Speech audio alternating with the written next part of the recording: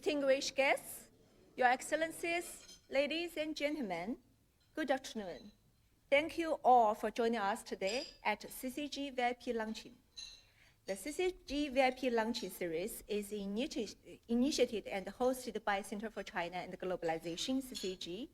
This event aims to share China's latest development with embassies in China, international organizations, chambers of commerce, multinational corporations, and academic experts. It is a high-end platform for international exchange, providing insights into China's development and exploring global cooperation opportunities. Today's luncheon will center on this year's 2 sessions, with the discussions addressing key points, including the comprehensive green transformation of economic and social development, technological progress, rural revitalization, social governance, and infrastructure development. We will explore related issues and conduct the analysis together. We are honored to have 5 distinguished panel discussants, including 2 CPPCC members and 1 NPC member, who just concluded their 2 sessions. Will share their insights and perspectives with us. Before we start, let's take a moment to acknowledge some of our special guests and VIPs who are here. We have invited diplomats from nearly 30 countries, including 18 ambassadors, along with representatives from international organizations, business councils, and the media. They are Ambassador of Austria, Ambassador of Barbados, Ambassador of Belgium, Ambassador of Croatia, Ambassador of Estonia, Ambassador of Greece, Ambassador of Israel, Ambassador of Indonesia, Ambassador of India, Ambassador of Iceland, Ambassador of Italy, Ambassador of Latvia, Ambassador of Luxembourg, Ambassador of Malta, Ambassador of Pakistan, Ambassador of Portugal, Ambassador of Romania, and Ambassador of New Zealand. We also have diplomats from various embassies, including Embassy of Brazil, Delegation of the European Union to China, Embassy of Germany, Embassy of Hungary, Embassy of Japan, Embassy of Norway, Embassy of Russia, Embassy of the United Kingdom. We also have representatives from various international organizations and business council, including the representative from IMF, OECD, UNICEF, and Canada-China Business Council, Danish Chamber of Commerce in China, US-China Business Council, and the medias, international medias, including Kyodo News, NBC News. On behalf of Center for China and Globalization, I extend a sincere welcome and heartfelt thanks to all the experts and guests here today. Next, I would like to invite our distinguished panelists and our today's host. First, I would like to invite the former Counselor of the State Council and the founder of the Center for China and Globalization, Dr. Huiyao Wang, to moderate today's panel. And we would like to invite Mr. Bai Chongen, member of the National Committee of CPPCC and Dean of School of Economics and Management, Tsinghua University. Mr. Jing Li, member of the National Committee of the CPPCC, Vice President, Southern University of Science and Technology, Director, UNESCO, Ichin. And Mr. John Coolidge, Executive Vice Chancellor, Duke Kunshan University, and John Dubus, Professor of Practice, and Mr. Tang Ming, former Counselor of the State Council, Vice Secretary General of China Development Research Foundation, Vice President of CCG, and Mr. Tian Xuan, delegate to the 14th National People's Congress and Dean of National Institute of Financial Research, Tsinghua University. Let's welcome the 5 experts with a warm round of applause. Welcome.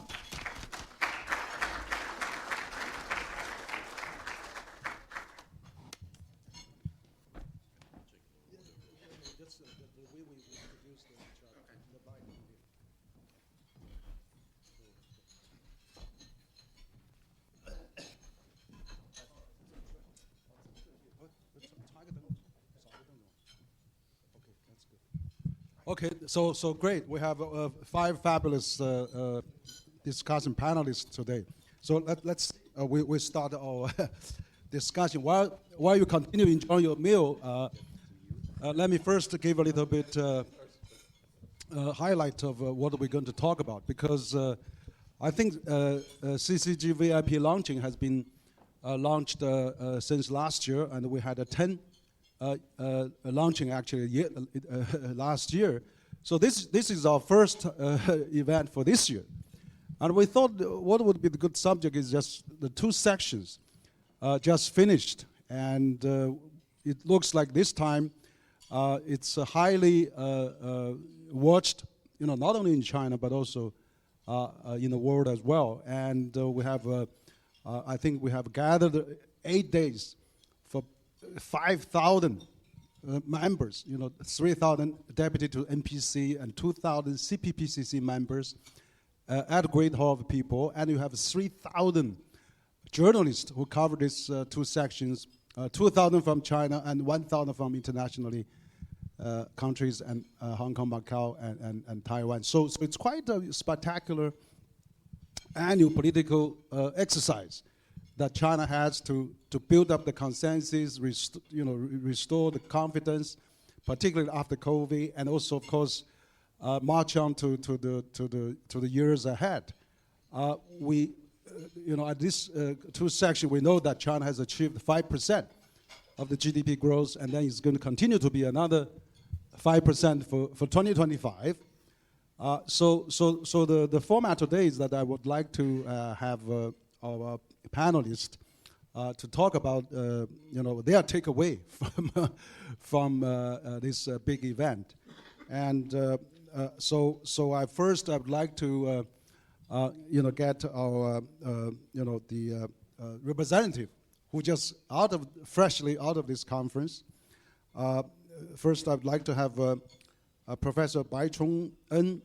He's the member of National Committee of the CPPCC, and he's also the Dean of the School of Economics and Management, Tsinghua University, and also the Vice Chairman of the 13th Executive Committee of All China Federation of Industry and Commerce.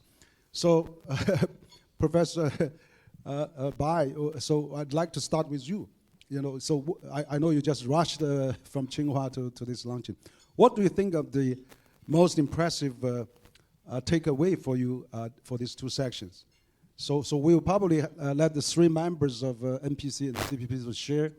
Maybe we'll start with each one, have a 5-6 minutes of going around, and then we'll go for maybe some Q&A, and then we'll open up for our audience, ambassadors, and all the representative at this luncheon. So I'll start with you.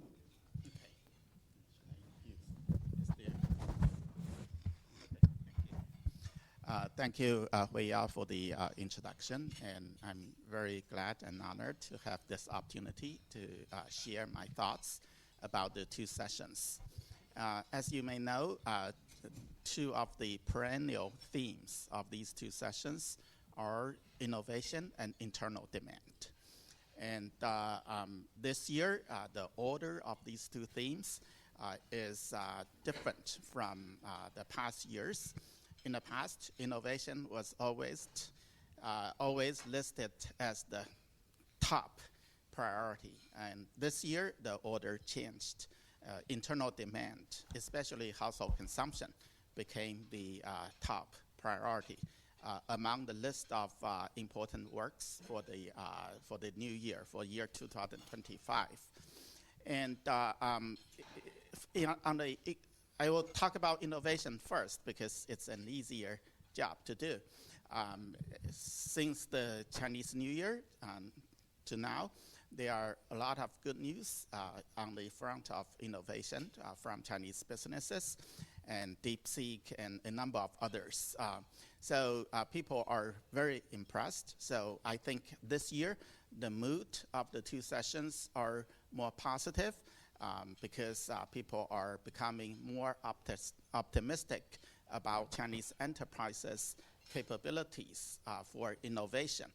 In the past, Chinese firms we're doing very well in innovation in business models.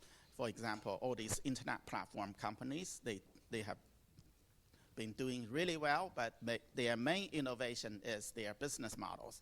But this time around, there are some innovation in some of the core technology in the areas of AI and etc. So these are very encouraging news. But still, people are hoping for more innovation. And another question came up.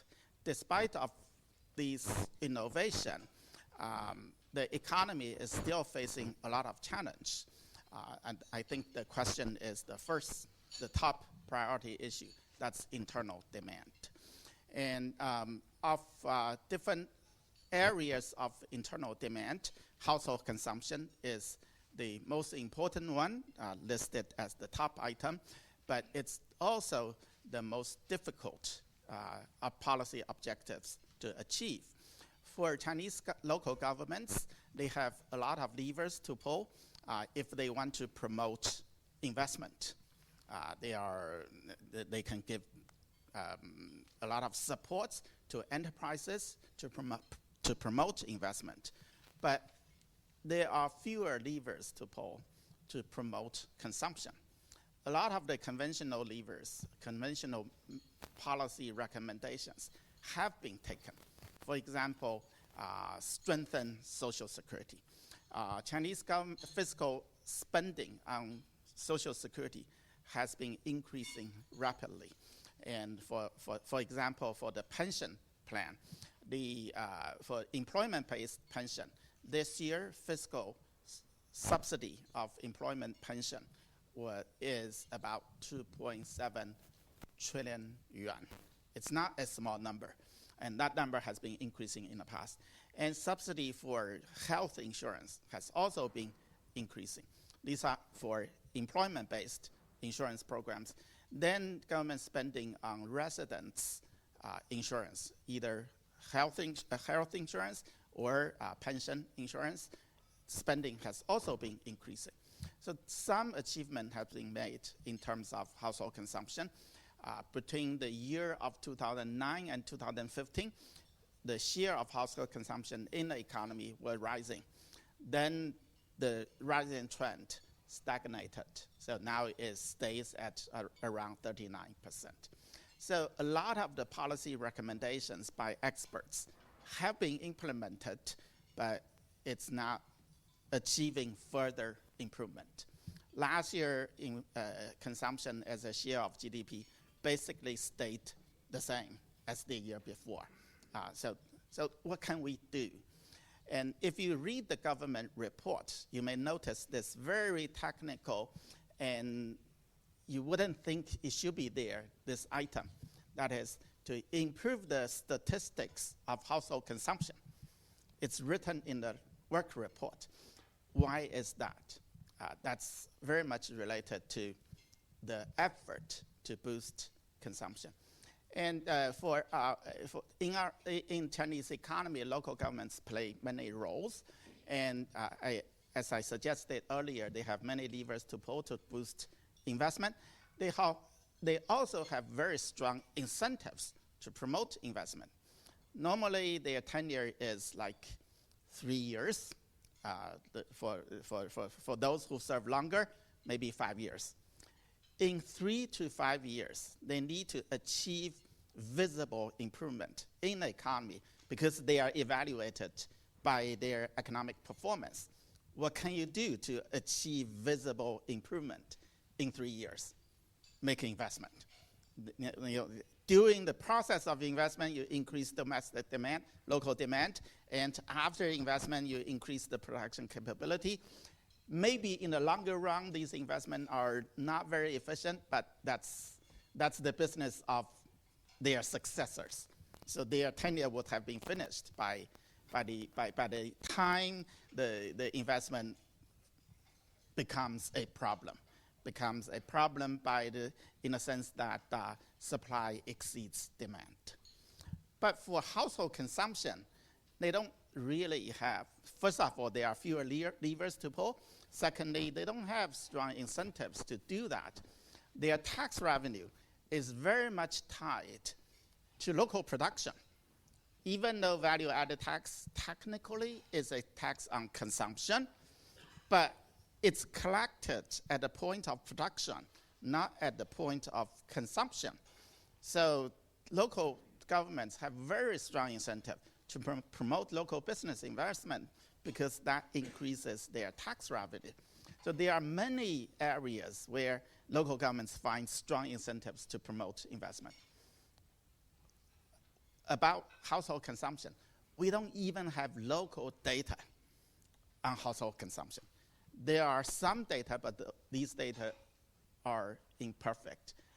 For example, for e-commerce, it becomes consumption, but it's accounted at the location of the e-business headquarters. It's not accounted at the destination of the consumption goods.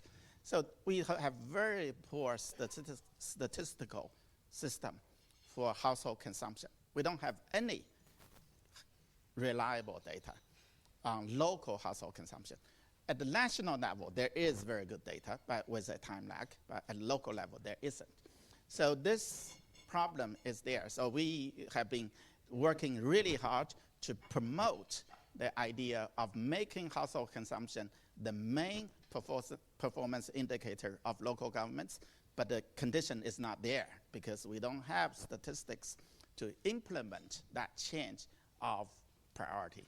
So that's why this time the government work report emphasizes this seemingly very technical area, but I believe the implications are very profound. And there are other suggestions, other plans in the government work report. One of them is to promote the development of services sector. Because in household consumption, the share of service consumption has been increasing. And if you compare Chinese household consumption with the consumption patterns of more advanced economies, it's the service consumption that's lacking in China. So there, not enough emphasis was paid before, but now I think policymakers are realizing how important this area is. So there are a lot of plans to promote service consumption production, service consumption supply. Hopefully we can, by these measures, by changing the way local governments are evaluated, by putting more emphasis on the production of household services, we can boost internal demand in a significant way. Yeah, thanks. Okay. Thank you, thank you, Chong. Excellent summary of what your takeaway from these two sections. I agree with you totally. You mean this domestic consumption, where first we need a number for that to really collect, accurately measure that, but also furthermore we need to really become a performance criteria for all the government, all levels, 4 or 5 levels, top to bottom. So that's an excellent target I think you're having. We're also setting the finishing the 14th 5 years plan and getting into the 15th 5 years plan. So this is really a big move. So thank you for your highlight. I also noticed actually prior to the two sections, President Xi met a private business group, including Jack Ma, Wang Chuanfu, and Lei Jing, and many top-notch China entrepreneurs. That's a big also confidence boost. And also Jin Li, that Professor Jin, that President Xi also met representative from science, technology, and education community during the two sections. So I'd like to have Professor Jin Li to give me some, your takeaway. I know that you are also a member of the National Committee of the CPPCC, and of course Vice President, Southern University of Science and Technology, and also Director UNESCO Yi-Chun, and Independent Director of, and also External Director for quite a few well-known firms, including Ping An Group, TCL Group, SF Express, and Higher Venture Capital. So you know business quite well because you are sitting on a number of private business boards. So what's your takeaway, Jin Li, my friend? Yeah. Thank you, Henry. Well, I'm I would say I'm a student of Ding Bai. He's my mentor. And John here is my senior colleague. I taught at Harvard for about 11 years before moving to Oxford to be a full professor in finance. I was trained at MIT as a financial economist. So Henry's question, I think, resonates with me quite a bit. I prepared a note, but not for this question that you were asking, but that's fine. So my impression for this session, this is actually my 8th time to attend the meeting. I was I'm now in my 2nd term. I was elected a member of the CPPCC in 2018. So first of all, I noticed a bit of a continuity in the policy over the 8 years that I've been in the meetings. Unlike Ding Bai, I'm very positively encouraged by the concrete policy proposals that's mentioned in the meeting to more aggressively reform and open up the market to boost consumption. And as Hui Yao, or Henry we call, mentioned, to increase the confidence of private sector business people whom I interact on a daily basis, as I am also the dean of the business school in my university. So I would say, Hui Yao mentioned 2 things that resonates with me quite a bit. One is the breakthroughs in science and technology, and the other one is protection of the private sector business and the business spirit, the entrepreneurial spirit in China. And you mentioned this meeting, this very important meeting before the 2 sessions. The General Secretary met with a bunch of private sector business people. Some came from my part of the country, from Shenzhen, like the leader of Huawei and the leader of BYD. And also some very young people from Hangzhou, Wang Xinxin. And I talked extensively with one member who appeared in that conference and also gave a small speech, Liu Yonghao. Mr. Liu is the chairman of a New Hope group in Chinese, 新希望集团. He is in the same small group of the CPPCC as I am. He said that all the people attending the meeting, they received this very strong positive signal that China is going to embrace entrepreneurship, embrace the private sector business, and also encourage more, scientific breakthroughs that Ding Bai also was mentioning, and use it as the means to develop this, new quality productive forces to enhance the, the quality of economic growth in China. So I think many of the observers of the Chinese economy would probably think that China has done a good job so far in encouraging science and technological breakthroughs. That's also my opinion. I taught at Harvard for more than a decade, and then Oxford for a while, and then at Peking University for about 10 years before moving to my current university. So I think I'm qualified to make an international comparison. Just before the 2 sessions, I went back to Boston, because my family is still in Boston, and I visited a bunch of my former colleagues and friends who are still employed by Harvard or MIT. And a lot of these people are worried that there's going to be a cut in the expenditures on basic scientific research. In China, I think the number of, the percentage spent on these basic or foundational research has been steadily increasing over time, exemplifying the government's determinants to really, really boost the level of breakthrough research, and then because that's going to spill over to all sectors of China, allowing more breakthroughs by productive forces like the ones that I mentioned, Huawei, DJI, BYD, or Tencent or TCL. As Henry was just mentioning, I'm fortunate to be friends with many of these firms' leaders and sits on some of the boards of these companies.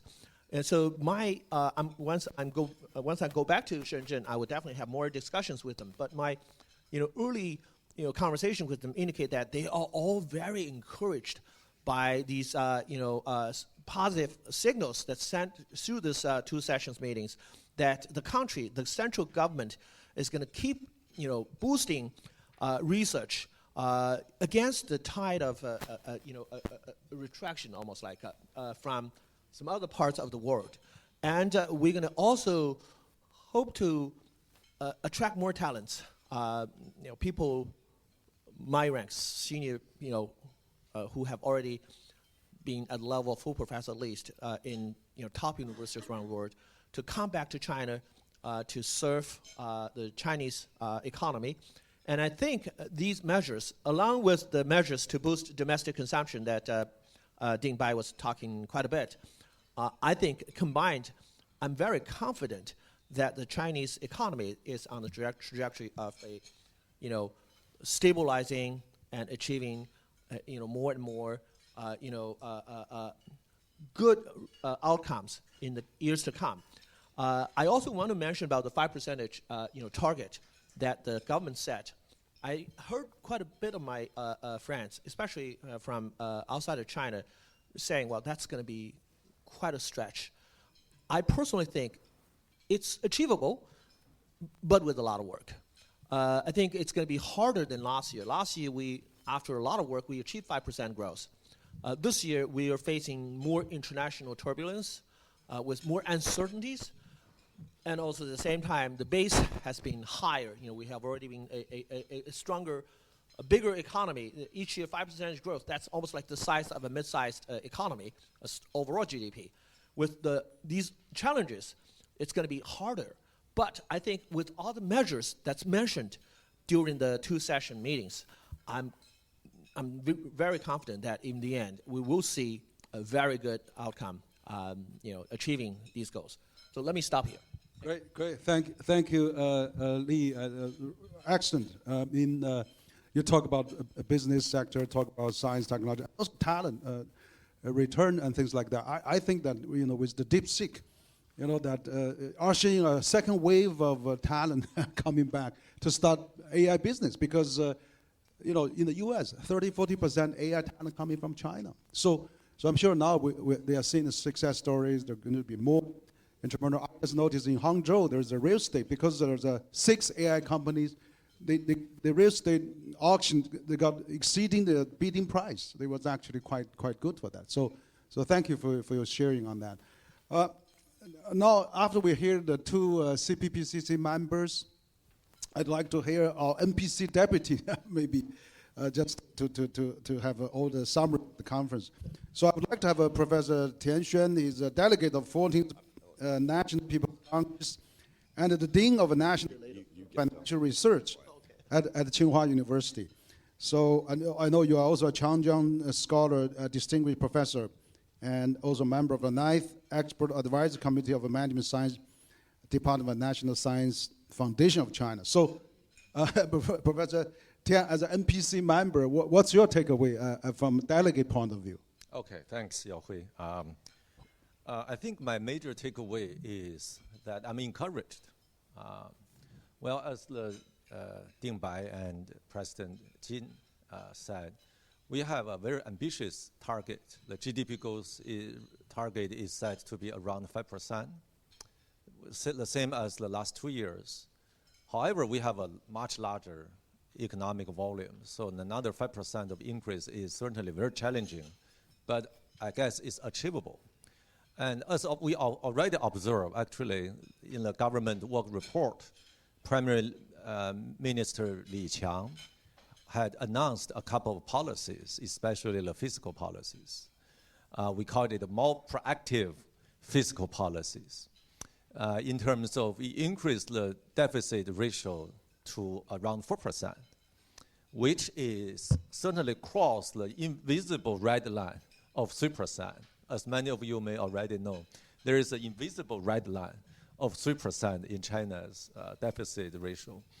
Except 2020, when the global pandemic occurred, we have always have deficit ratio under 3%. So this year we increased the deficit by 1.6 trillion yuan.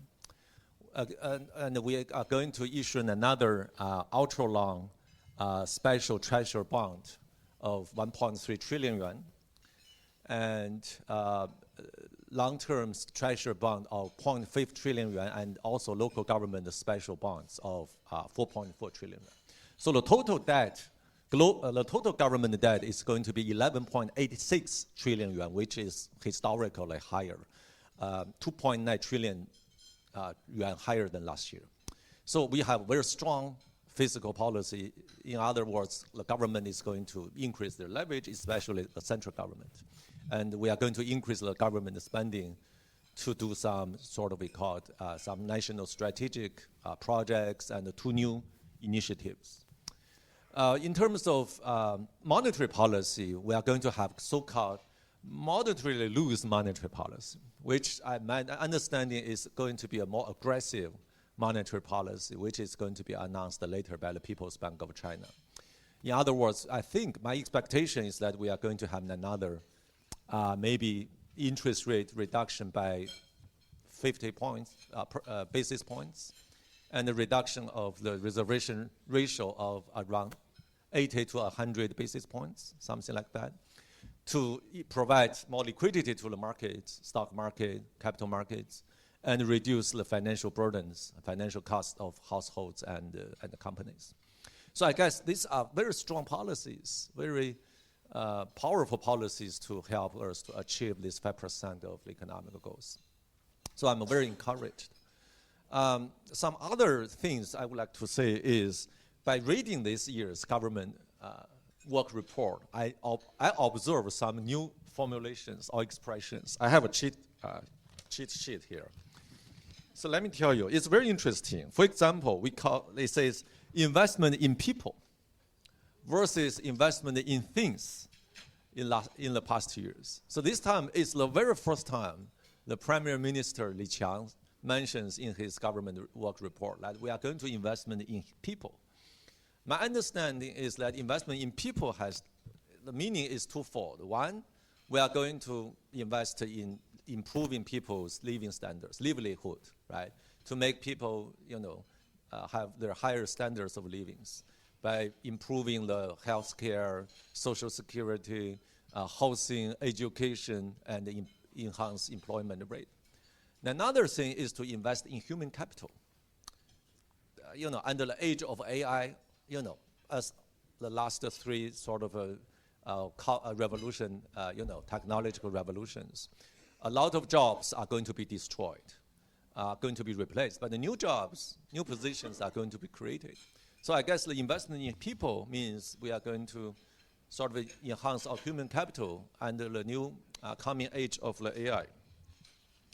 The second new expression is when he talked about the policy implication, he said, the earlier the better, better than the later, which means we are going to look forward to have the policies ready or the solutions ready before the problems come up. And he also said once the policies decide, we should give all the policies, all the support at once. In other words, we are not going to sort of gradually announce these policies as we did before. So in other words, we are going to have some, policies which is not at the expectation of the markets. The third is to addressing evolutionary computation, which is a new word in China. I don't know if you have an idea of evolutionary computation. I think there are 2 layers. One is the computation, evolutionary computation among governments. The other is among companies. We are going to do it to avoid the bad equilibrium in the world that in terms of that that everybody try to reduce their prices. Everybody do not have very zero profit margin, have very low profit margin. And that's a bad equilibrium. We are going to do something to address this evolutionary computation. The last thing is we are going to build good horses. good horses means safe, comfortable, green, and smart horses. This is also a new expression this year in the government work report. I guess it's this new good horses not only to provide comfortable, safe places for people to live, it also need to be green, right? Sort of to save energy and also smart with the technological innovation of AI. The last thing I would like to mention is about private sector. Actually, Ding Bai and President Li mentioned it a little bit. This year I observed there is almost a whole paragraph in the government work report addressing the talk about the private sector to encourage the private sector. These entrepreneurs sort of a confidence in terms of, for example, in terms of financial market access and financial credit access. We need to have the equal opportunities for both SOEs and non-SOEs. We are going to provide more legal protections to these private sector entrepreneurs, and we are also going to develop the rule of the law. Another thing is actually observed is about to build a better the relationship between government and the markets. In other words, government is going to, transfer from a market participants to the rule maintainers. Actually this year, during the Spring Festival holidays, the DeepSeek searched, and everybody actually, the major cities in China, they asked themselves, why DeepSeek happened, is in Hangzhou? Why not in Shenzhen? Why not in Nanjing? Why not in Beijing or something like that? I guess one of the main reasons is the good government, the service type of the governance provided by Hangzhou government to sort of, do not, their basic idea is to do not bother if nothing important happens, but be responsive to requests from these private sector enterprises. So that's pretty much what I would like to say. Great, thank you, thank you, Professor Tan. So absolutely. I mean, you have discovered a lot of new terms and the new jargons and the policy interpretations for these very meaningful conferences. I think exactly.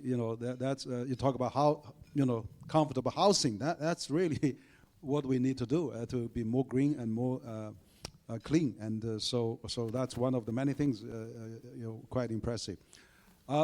I know also, of course, with the domestic policy setting in motion, but then we have a very turbulent international situation. So we have President Trump now in office for almost 50-some days. There's still 15 days to go for the 20 days to go for TikTok to be decided. But also, there's a lot of tariff and trade war and against not only China but around the world. So I'd like to have Professor John Crouch. You are the executive vice chancellor at Duke Kunshan University, and of course you are the John Diplomats Professor of the Practice. You receive, I know, marketing for a better world from the American Marketing Chamber of Commerce many years ago, but also you taught at Harvard, at the China European Business School, so you're very savvy of these trade affections on China. So can you talk a bit about what it's going to mean on this U.S.-China, being American yourself too? So that would be interesting to hear. Thank you very much, Henry, and appreciate the invitation from CCG to be a member of this esteemed panel. As the only American, I think, in the room, I'm relieved that the ambassador for Denmark is not here, since President Trump reasserted his claim overnight with the help of the Secretary General of NATO, no less, by his side, trying to draw him into the fray. So I think I might just spend a minute trying to not apologize for or explain, but try to give you some insight into why President Trump thinks this strategy is a good strategy. Number one, the United States international trade as a percentage of GDP is low. It's only about 25% of GDP. China, huge country as well, international trade is 35% of GDP. For most of you in the room, especially from Europe, international trade is 80, 90% sometimes of GDP, sometimes even 100 or more. So President Trump feels United States economy is relatively self-sufficient and believes that if there's an all-out trade war, doesn't really matter if it's a zero-sum game, it doesn't matter if global prosperity is hurt. United States, if there's a global recession, is going to come out relatively better than anyone else. The second key point is that with respect to the trade deficit with China, it is, of course, a very, very large deficit still, even though the percentage of international trade of China with the US and US with China has gone down a little bit in recent years as a result of some efforts at decoupling. And by the way, that's not such a bad thing for the overall balance in the global economy, for there not to be this very, very heavy mutual dependency of two large countries. It would be nice if international trade was spread around a little bit more. But given the very large deficit that the US runs with China, the belief of President Trump is that he can out-tariff China. In other words, he can inflict more pain on China than China can inflict on him. And a final point I would make is you might think that Trump 1.0, they would have learned their lesson, that tariff war doesn't really work. Instead of learning that lesson, the lesson they learned was we didn't inflict enough pain. We didn't push it hard enough. And so brace yourselves, because I don't think it's over. And unless something really untoward happens, for these reasons, I believe the US is going all out to reset the equation with China. And that's the fundamental purpose of this whole thing. Canada and Mexico, that's kind of a warm-up. That's just getting things warmed up. And, you know, making it an making Trump tariffs an equal opportunity employer, if you like. So I would say, you know, there's a lot that's going to happen vis-a-vis US and China still to come. I hope not. I hope I'm wrong, but I'm just giving you my impression from a US point of view. Now, what could, very briefly, what could China do? What has China done? Of course, many Chinese companies loaded up inventory into the US ahead of the tariff war, so in many industries, there's 6 months worth of supply in warehouses already shipped into the United States. As we've already heard, China can double down on domestic consumption. China has been, since Trump 1.0, making great outreach to the global south. Pretty much every week, President Xi Jinping receives one of your heads of state, and a nice picture appears on the front page of China Daily. It would take the head of state of most of the countries in this room a tremendous amount of effort to get an audience in the White House. You might, at the moment, you might get to see the Deputy Assistant Undersecretary, if you're lucky. But China is understanding that, reaching out very intelligently across the board. Any country, large or small, doesn't matter. So that global South outreach is very important. But the final thing I'll say is, in a recession or in a difficult time, doubling down on innovation is the absolute way to go. If you have the capital available, you double down on innovation when times are tough. When everybody else is short of capital, they're running for the exits, they're too scared, they're not willing to take risk, that's the time to take the risk.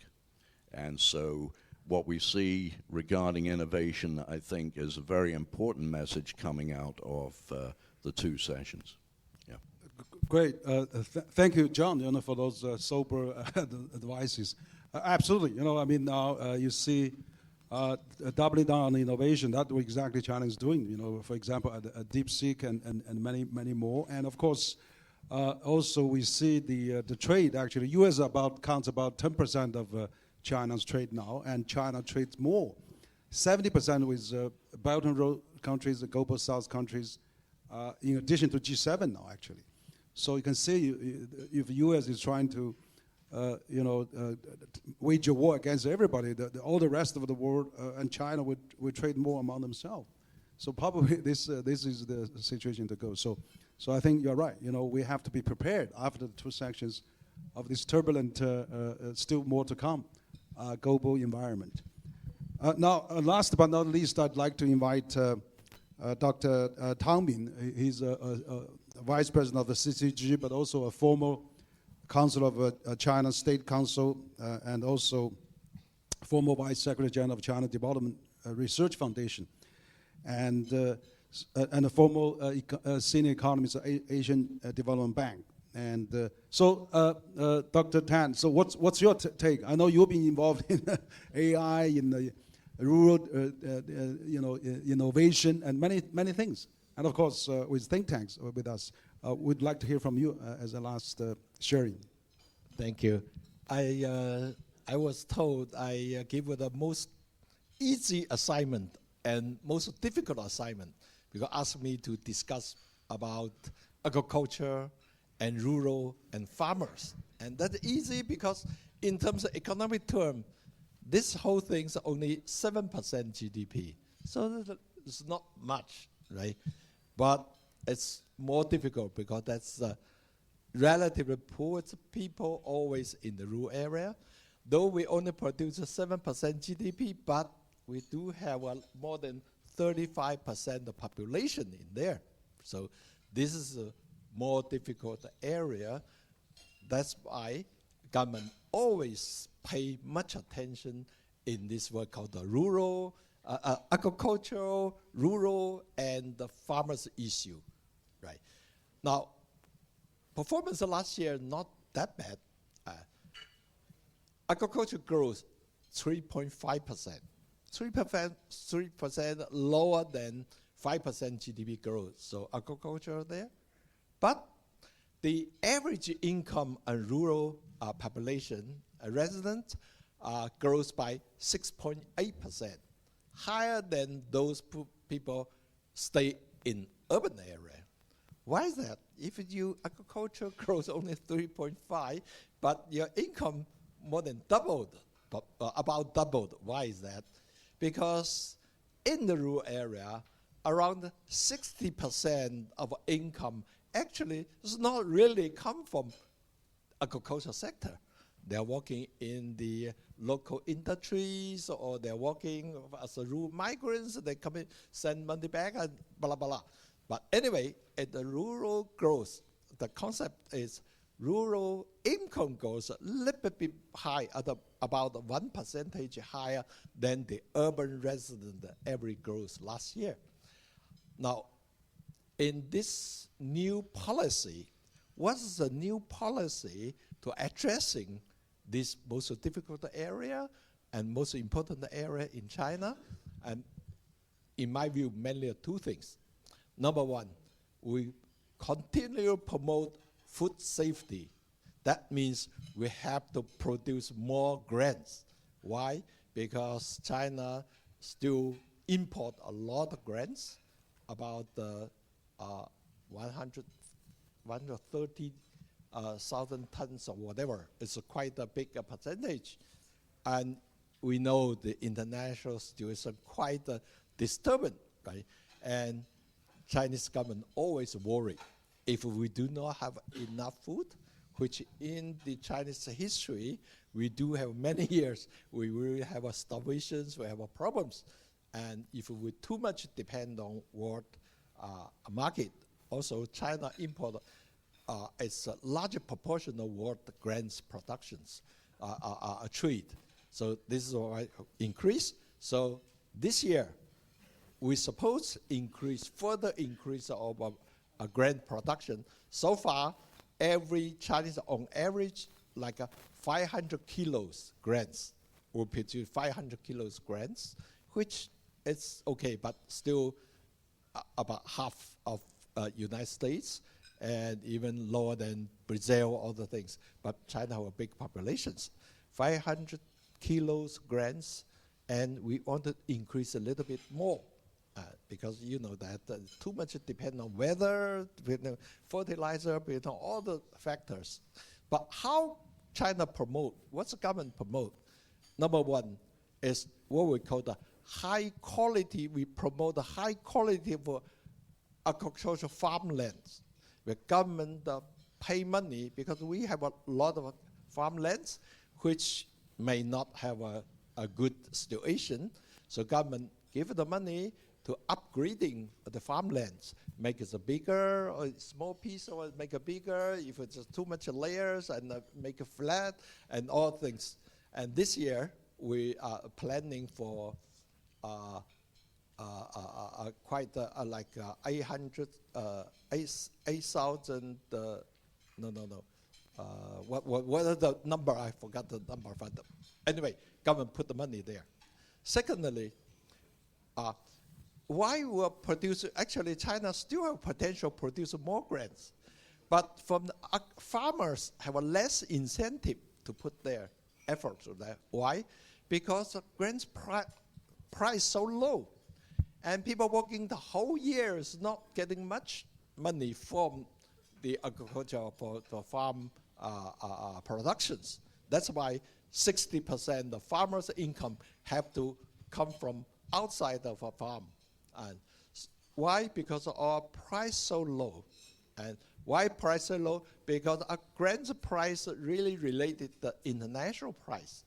International more productive, and China have an average less land, so that's why our competitions, the price is very low, and farmers do not get much income from that. So this year, we create a new idea, and this policy called the cross-region compensation mechanism. For example, like Guangdong, Canton, or Zhejiang, all the coastal area, they produce some grains, but not much, so they import a lot.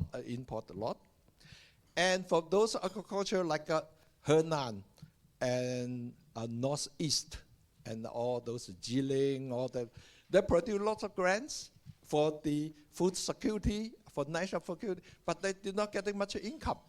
Government did have some subsidy before, but because WHO all the, and also financial constraints, they do not have much money to subsidize for that. So what happened? They would create that new idea, say like, let those province which their grains production less than water consumption, they should pay. That means they have to import from abroad, also from Henan, from all the grain production area, and they should subsidize all that. So this is called the cross-regional compensation mechanism. They will try. Last year they tried in Henan, one county, which quite getting more incentive. That county of production increase like more than 10%, income increase of 15% and so on. So this year we will enlarge about this new mechanism. So this is one thing, right? Produce more for food security. And second, is also important, is how can faster growth of farmers' income, because agriculture in the rural area, we still have a 450 million population in rural area. How can increase their income? So that's, again, we have to create more job, and which is related to the job, more rural migrants to the urban area, because every year, rural population lost about 12 to 13 million. 12 or 13 million from the rural area, they move to urban area and find a job, and they're getting more income for that. So that creates more job opportunities, though you know how difficult it is to create job opportunities. But surprisingly, it's more difficult to get a job opportunity is the high-end type, like a cultural graduate. They get difficult to getting a job. But for the low-end job, nowadays it's not that difficult. Actually, we do have a little labor shortage. If you go to a restaurant, you always like a helper wanted. Because the low end, they still have a job opportunity for that. So this increase, and also we increase the pension, increase it not much, increase the rural pension, because rural area, we have this what called the aging issue. Because all the young people moving out to the urban area, rural area, all like 50, 60, 70, 80 years old people, right? And so we have to increase the pension system. Not much. Nationwide, every month, central government will provide $3 more, $3 per month. That means 20 yuan, around the $3, right? Seems looks not much, but the local government, the provincial government, and the municipal government, and the county government have to also pay some of them. Many times the local government pay more pension increase than the central government. But anyway, that's another measure, and also many others, and promote the economic faster growth, and blah, blah, blah. So hopefully this year, and agriculture production at least maintain, if the weather is not a big disasters, right, and maintain current level of food grain production, and maybe a little more government policies a little more. And secondly, and rural income still maintain this growth a little bit faster than the urban income, though our gap is quite high. Currently, the gap between rural income, average urban income is 2.3 times. That means urban people average get an income as 2.3 times higher than rural. And in United States and Australia, almost 1-to-1, because there's that different type of farmer. China is a 2.3, still a little bit lower than Brazil. Brazil is around 3. China, if 10 years ago, is around 2.8 and 2.9. Now it's already reduced to 2.4, 2.3. But we would like to continue. If the rural income grows faster than average urban income, that means the gap will gradually reduce. But it's quite slow, and we still need next 1 decade, 2 decades to make up this gap. But at least we saw this improvement. Thank you. Okay, great. So thank you for covering the rural area, which is also very important for China as well. So we just had this round of a major presentation. I'd like to open the floor now, and if you have any questions, comment, and would like to introduce yourself and raise your hand, and we can have some dialogue and discussions. We still have 20, 30 minutes, and so any questions, comment? We'll have to have one of the ambassadors to raise. Maybe Ro, yeah.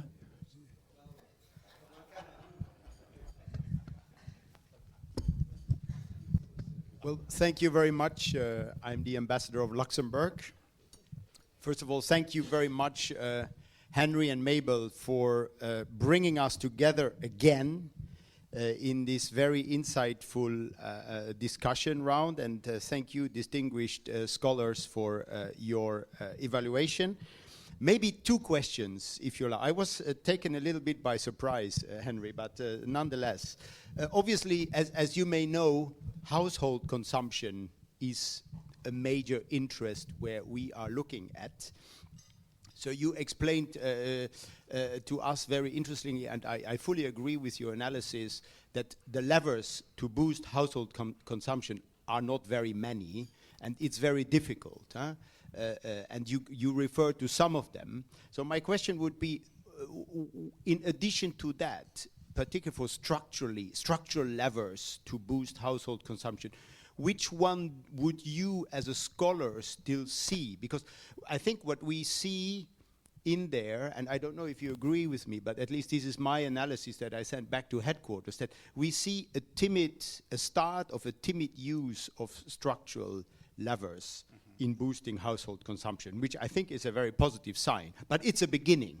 And my question would be, what could be additional levers to continue that and to add on top of that? And then if you may allow another issue which I think is important to us as envoys of, in particular, European countries. Obviously, we look at trade surpluses, in particular with the European Union, with some worrying signs. And I think the figures do not tell us everything. There is the chairman of the European Union Chamber of Commerce in China, who is, by chance, the boss of Maersk, a container company in China, so he knows a lot about container trade. And so he uses another metrics, which is looking at the amount of container trade between. And it seems that there, the relation went up from the 2023 to 2024, if my memory is correct, and colleagues help me, from 1 to 4 to 1.2 to 5, meaning that the surplus on the Chinese side is getting bigger and bigger. So what would be your response to that particular worry of ours, obviously, with regard to those figures? Thank you very much. Good question. Maybe Dim Bai can give a shot first. Yeah. Okay, thank you very much for those questions. I was hoping that somebody will raise those questions so that I can elaborate more. As I said earlier, you also referenced to them. Some of the traditional levers have already been used. And I would suggest a few other areas. First of all, more spending on primary education. Right now, we provide free education from the 6th grade to the from the 1st grade to the 6th grade, age 6 to age 15. So that period of education is all provided for by the public finance. But preschool education is still not fully covered. And the burden on young households with kids going to kindergarten is still very heavy. And the cost of sending one child to kindergarten is about 10% of household disposable income. It's not a small number. So if the government can take care of that, that will be a big relief to households. And for daycare, the enrollment rate is very low. It's around 6% enrollment in daycare. OECD average is around 35%. One of the reasons is that it's very expensive. It's even more expensive than kindergartens. It's 17% of household disposable income. So if the government can provide more support there, that will be, again, another big relief on young households. And the quality of daycare. People are not sending their children to daycare, not only because the financial burden, also because they don't feel comfortable. They are worried about the quality. There, I think the government can do more to have better regulation, to have better standards for daycare.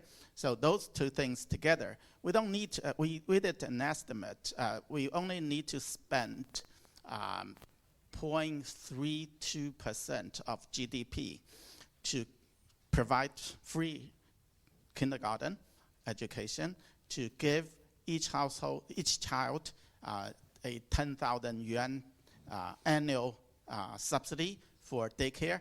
That will help us to raise the 6% enrollment rate, hopefully to 30%. So those things, I think those measures will be very helpful. In the government report, it's written that we will gradually increase spending on preschool education. So I think that's a very important part.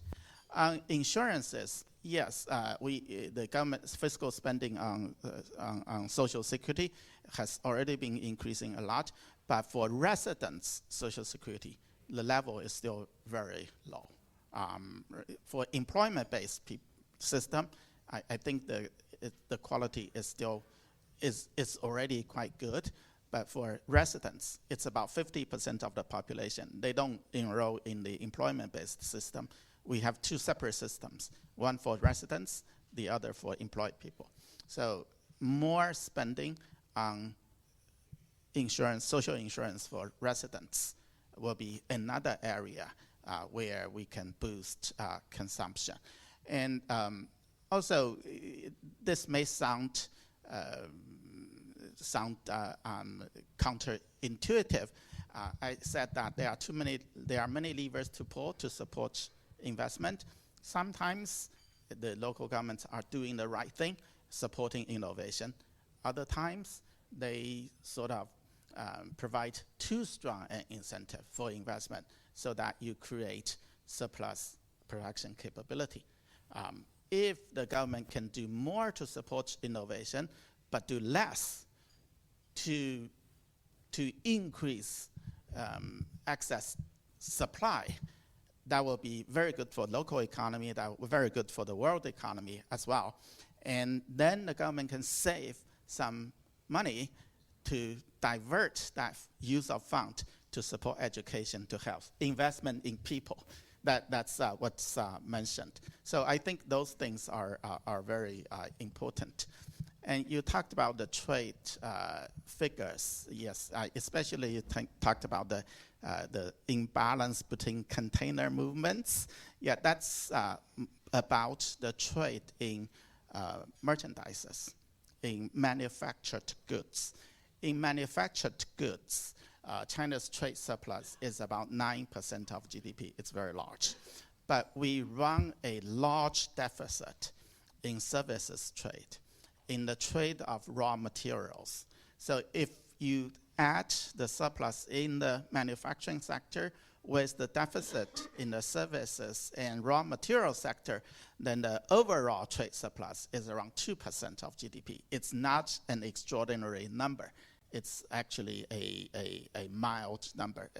In 2007, that number used to be 9% of GDP. It dropped to 2% now. So it's I think in terms of overall trade balance, China has made a lot of effort, but in manufacturing, the trade surplus is still large. That's why I believe that we should. Actually, the government report calls for the local government to be more prudent in their effort to attract investment,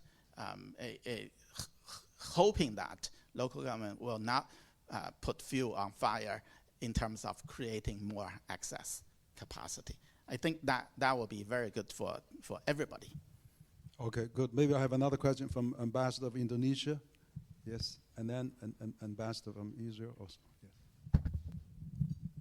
Yes, Henry, thank you very much. Mabel, thank you very much as well for inviting me to come here. Let me sit. I have a few questions. Number one, if you look at the last year China economy, fourth quarter, you were able to increase the rate of growth by 5.3%.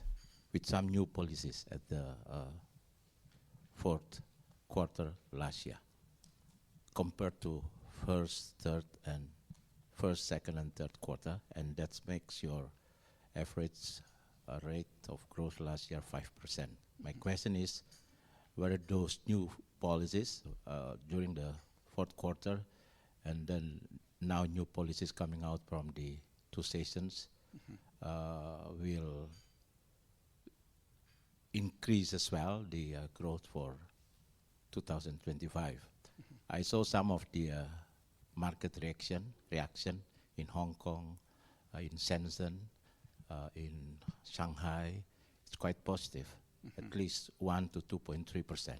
The market reaction of the policies coming out from the two sessions. So I follow closely as well. Even I already made a report on the innovation and domestic consumptions. But this is the interesting thing: how to accelerate the rural income to much more higher than urban income with the two strategies. Can you elaborate much more further on that? Because somehow this is the policy of my new government as well. That's why I want to know further about this policy. This is new for me. Thank you very much. Okay, maybe we have another two questions just together. Ambassador from Israel. Yes. Collect a few more. I yes. think it's a question I'd like to direct to Professor Jin. Unemployment in China. We see that the figures are already relatively high now, and with the acceleration of more integration of AI technology and innovative technologies into the economy, you will be able to employ less people. And on the other hand, there's these trade issues that come up, overcapacity of production in China that will have to decline, so people will have to be laid off from their work. What is the solution to unemployment figures in China? Good. Maybe one more question. And Ambassador from India or Italy, or two big countries. Well, since Henry has put me on spot, just one very simple question, and I'm not a financial person. See, the general conventional wisdom is that when you are young, you take on more debt. As you grow old, you take out debt. Now, China is growing old, like we talk about silver economy. Is it a good strategy to increase more debt, as Professor Thang mentioned, that this year China is going to take more debt? Is it a good strategy? Okay, good. Ambassador from Italy, has any question? You have any comments? No? Yeah. Thank you very much for this very interesting conversation. I have a question on the trade surplus. I think it will not change. I feel that this is, frankly speaking, also a priority for the Chinese government. And I think that, for all the indicators that we know, manufactured goods from China will continue to be very competitive, because of course you have deflationary trends, and compared to the inflationary trends that we have in Western countries, and for a set of other reasons, I think your goods will continue to be very competitive in the next economic scenario. So, but this is not just about economic interaction, it's about overall strategic interaction, and also to find a new consensus to grow together.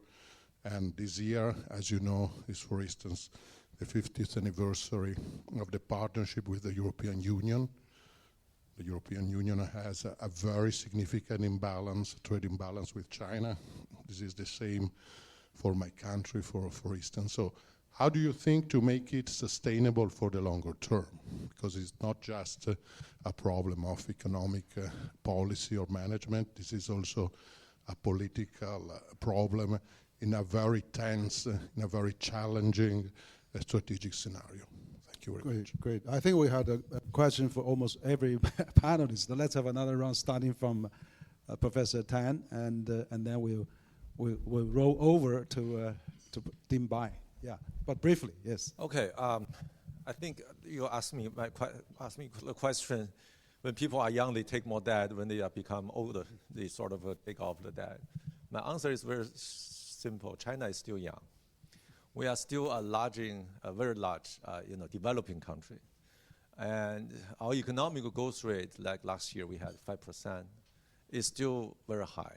Around, it's not as high as we had a couple of years, 20 years ago, but still we are a developing country, and we have, we take more debt to have a sort of we call jump start of our economy. To the government, the central government takes more leverage. These increase their spending, which can, sort of stimulate the private sectors, encourage them to, increase their investment, which creates more jobs, and then more people can get employed, their income increased, and they increase their consumption, which addresses the insufficient domestic demand issue. And then we have a positive, loop, which can sort of make the Chinese economy have a stable goals. So I think I fully support. Actually, last year, I and the other economists, we have a lot of discussions. We even have the discussions with top decision makers.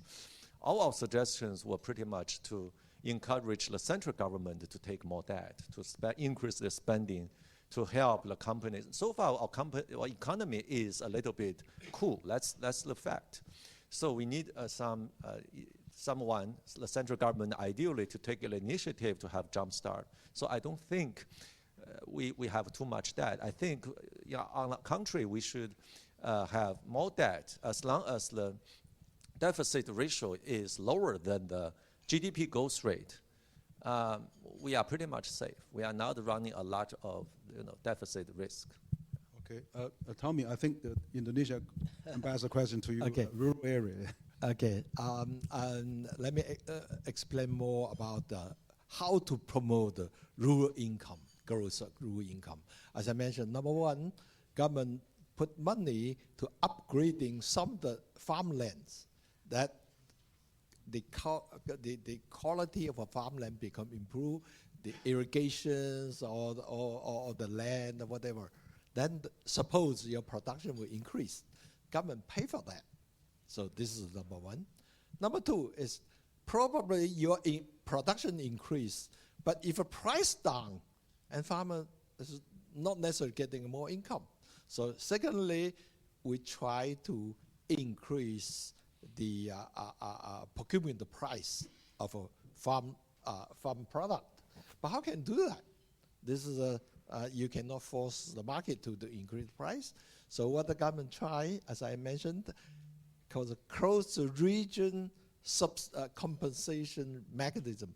That means for those regions, those provinces, if your farm cannot produce enough grants fit your own province people, you have a gap, then, and also you need to import from those grant production province, you have to pay some the subsidies. So this is a second, and which I said they already tried last year, which is quite successful, but small counties, now this is expanding. Thirdly, as I mentioned, increase the pension. And fourthly, many small things. For example, in rural area, a lot of people, maybe more than 50% people is about 60, 70 years old. It's very old. They cannot really do the hard work. So what happened? They will rent out their lands to those people which can have a large scale. But if you rent out individually, you do not have a bargaining power, so you're getting very low income from rent out your lands. China do not allow to sell the land, but you can rent out 3 years, 4 years, 5 years. You can rent out. But if you're individual and you're old farmer, you're in the rural area, you cannot bargaining with those big companies. So what happened? Government encourages the village called the collective negotiation. So let the whole village or even a little bigger, and you put all the land together, you want to rent out, okay, then let the village to negotiate with the with the companies, and sometimes you're getting double your price or increase 50%, and that's all the things. Of course, the most important, you have to create the urban job, because if 60% of our rural income come from non-agricultural productions, that means you have to also addressing these 60% things. You create more job and let the around the rural area more grows faster and blah, blah, blah. So this is all, some of the policy you need several years to really have effective, right? Some immediately have some result. So hopefully next year, there was some improve, but you said a dramatic change, not easy. Okay. So, okay, actually, Tommy, I could add one policy is that we have 300 million migrant workers in the city. They have household land in the rural area growing grass, basically. If government is allowed that to be auctioned or sell, I mean, they are allowed rent already, but if they allow them to sell, then this 300 million migrant worker can really get first, startup capital to buy the second-hand apartment in the cities, and urban resident can go down to the rural area to buy the household land. You know, that will probably usher in another boom for China. Anyway, John, I think there's some trade question for you too. Yes.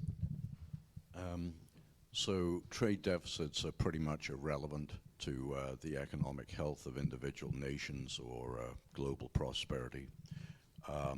And it's unfortunate, therefore, that trade relations are being leveraged in this way, though perhaps they're being leveraged in this way precisely because they're really not that relevant to prosperity. What's much more important to prosperity is national productivity and innovation capacity and talent development, etc. So when it comes to, let me just say one more thing because we're running out of time on the US-China relationship. In my opinion, there is a crisis of confidence in both countries. The United States needs to be more confident that it can compete with China with one hand tied behind its back. And China needs to be more confident that it can compete with the United States on a more level playing field than it's been operating on for the last 20 years. If those two changes were to occur in the psyches of these two nations, get along much better. Okay, great. Lee, your last word too. Thank you. Question for you also. Yes. Okay, I'll just first address the question by the lady there. I think this is going to be a big problem for China going forward. The unemployment rate, especially for university college graduates, it's a matter that draws a lot of attention. I'm an educator, and I worry about young kids' job prospects. Fortunately, my university is doing fine, but generally, I think there's a problem. Well, there are at least two problems. One is the structural one. Our education system is not producing the people, the talents that enterprises actually need. So there's a big mismatch. And it calls for reforms that Henry was mentioning before. The education system should be more aligned with the demand of the enterprises, and also, scientific breakthroughs is going to cause a lot of changes to the structure of the new type of talents that the society needs. That, I think, it's both, posing a challenge, but also an opportunity, because we can take advantage of the development in, technologies like AIs to better, reform, redesign our education system, again, to make it, fit the need of the people. And along that line, I also want to mention, this is something that related to some of the other questions that I heard here. China needs to really, find a better balance for its own input and output. It's producing a lot of goods, particularly in the manufacturing sector. We talk about overcapacity in some of the sectors. It's not only affecting China's own economic balance, but also the global trade. Part of that, I think China is not used yet to its own economic status.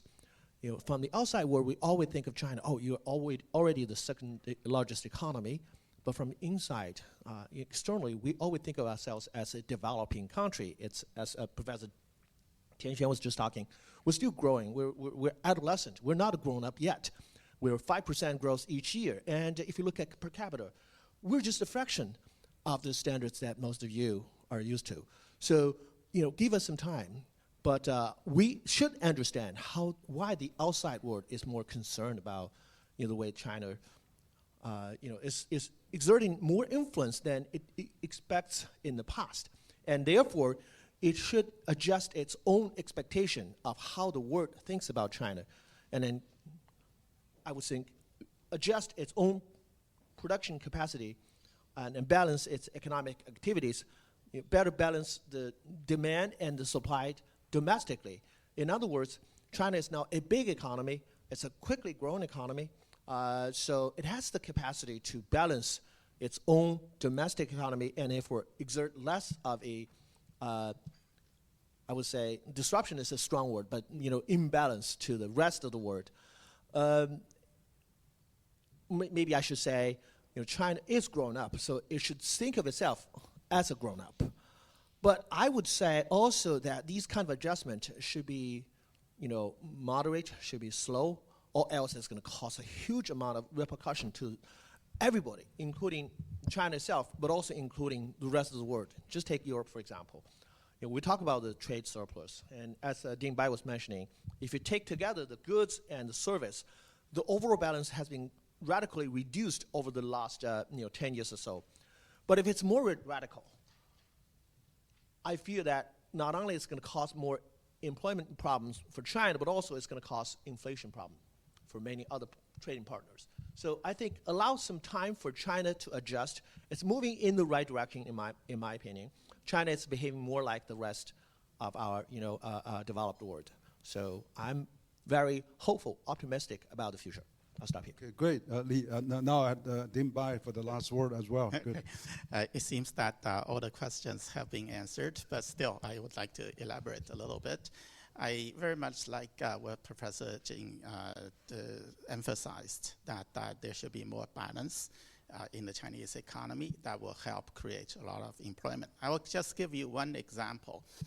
In China, there is only one nurse for every doctor. Worldwide, it's one doctor, 4 nurses. There are structural reasons why it's the case in China, because hospitals are sort of public entities, so there are strong, very tight regulation on employment in public hospitals. If we reach the target of 1 doctor, 4 nurses, that will be immediately 15 million jobs. So we need, there is overcapacity in some of the manufacturing sector. There is huge undercapacity in many of the services sectors. So there are ample opportunities for employment creation just in the right area. So that's just one example there. And about debt, that's a very good question. And in the long run, we should be very careful about the debt. But in the short run, the economy was in a slump, and we need to do some stimulus to boost the economy so that it comes back to the normal track. So in the short run, boosting debt is not a bad idea. Also, in the numbers, a lot of it is replacing old debt with new debt. Local government borrowed from many different sources. They owe their suppliers, for example. Now the central government allow them to issue more bond so that they can pay back the debt they owe to the vendors. It's not increasing debt, rather it's changing the structure of debt in a better way. So that's my take on that. About trade. And there is this tendency of viewing trade as zero-sum. I don't think it is. The fact that people are trading, it must be that they mutually benefit one another. Let me give you one example. For example, Europe. Energy cost is a drag on the competitiveness of European economies.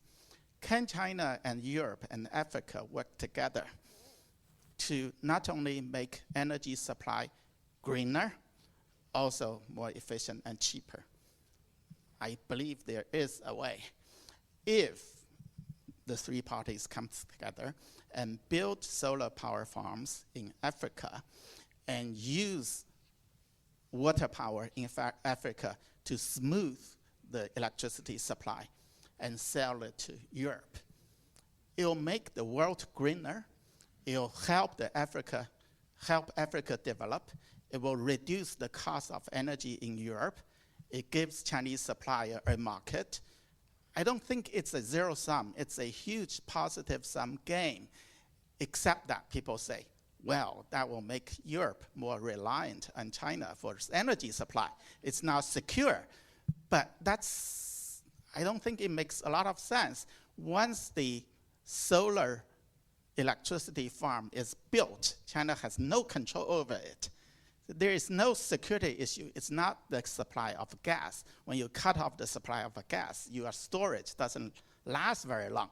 But the solar batteries, they last for 30 years. So once it's installed, it's already there. There's no security issue. So there's all these mongering about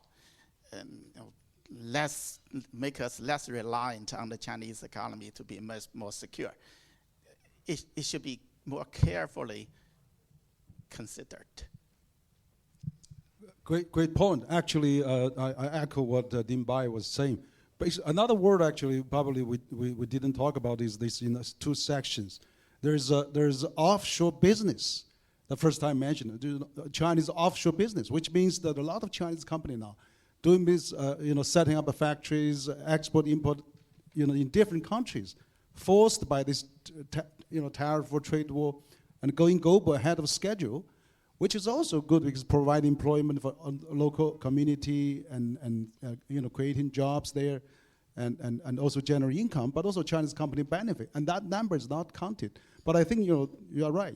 Having this solar farm in Africa and helping Europe could be the way to go. So I think this is really important that we have a lot of ideas talk about today, and we analyze the two sections. We interpret what's the latest policy thinking from China, and we have the 5 top expert on that. So this is really productive. We have almost 20 ambassadors. Many 30-some countries represented are here, and chambers, international organizations. We have quite a few international organizations represented, and media, and also we have people from different government offices as well. So it's really a great pleasure for CCG to, at the beginning of this year, to provide this kind of debriefing and policy, analyzing, and we're going to put it on also on the website to for further, to other more audience to benefit from it. So on that note, I would like to conclude the lunch we have. Probably we haven't really, our panelists hasn't really got much to eat, but we'd like to take a photo to memorize this very distinguished panel, and also our distinguished ambassadors and all the participants. So let's take a photo, and then we'll continue the coffee, tea, and dialogue, whatever. So thank you. Let's thank our panelists very much.